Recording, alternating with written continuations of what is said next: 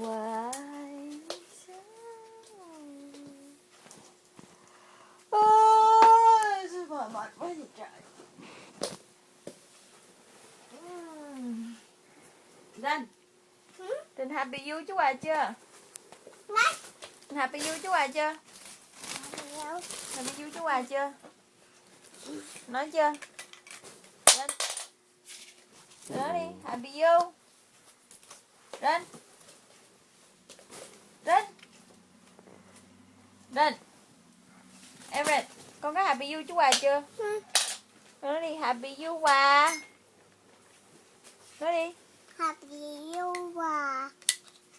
happy you Hòa. Rồi hung Hòa nữa. Happy you Hòa với hung Hòa chứ.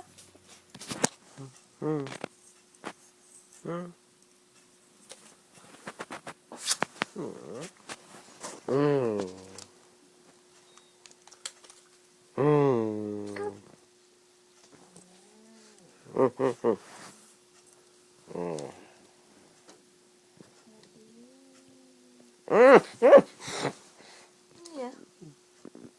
Làm gì? Làm gì? Bao bận.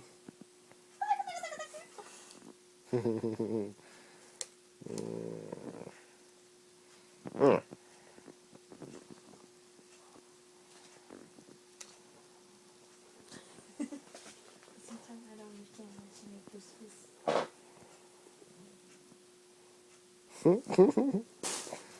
Cái này chúc em được. Mấy cái áo của em thì bỏ vô cái giỏ đó lại, mai mốt em dọn lại. Áo em đâu hết rồi.